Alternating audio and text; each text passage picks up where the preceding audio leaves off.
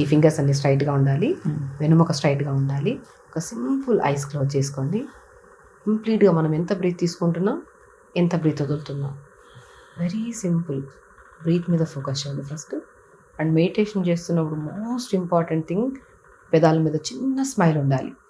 Breath మీద focus చేస్తూ నేను పాజిటివ్గా ఉండాలి, నేను పాజిటివ్గా ఉండాలి, నేను హెల్తీగా ఉండాలి, నేను పాజిటివ్గా ఉండాలి, నేను హెల్తీగా ఉండాలి, నేను పాజిటివ్గా ఉండాలి, నేను హెల్తీగా ఉండాలి అనే మనసులో మనం ఏదైతే అనుకుంటున్నామో ఖచ్చితంగా చేస్తాం.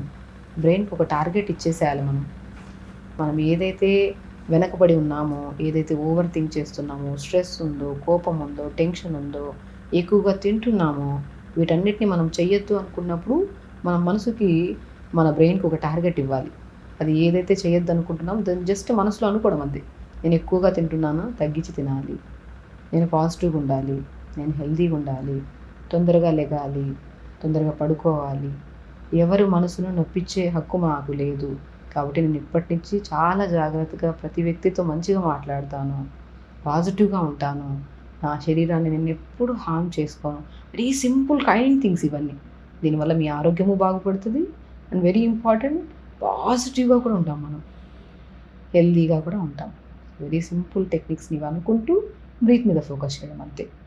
Very important. ఇవి ఏమనుకుంటున్నా సరే, బ్రీత్ మీద ఫోకస్ చేస్తున్నా, మెడిటేషన్ చేస్తున్నా, మనం మర్చిపోకుండా చేయాల్సిన మొట్టమొదటి పని, పెదాల మీద చిన్న స్మైల్ ఉండాలి.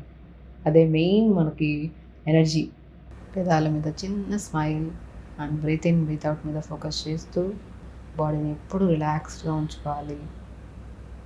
శరీరం పరంగా మనం ఎప్పుడు ఎలాంటి పొరపాట్లు చేయొద్దు. ఎక్కువ తినేయడము, ఎక్కువ బాధపడము, లేటుగా లెగడము, లేటుగా పడుకోవడము, అధికంగా మొబైల్ యూజ్ చేయడము, పిల్లల మీద కానీ, భార్య మీద కానీ, భర్త మీద కానీ ఎక్కువగా మనము అన్నెసెసరీ అనాల్సిన మాటలు అనకుండా అనేసేయడము, వీటన్నీ అని మళ్ళీ బాధపడడం కన్నా సరే, మనం జస్ట్ బ్రెయిన్ని చాలా షార్ప్గా ఉంచుకోవాలి.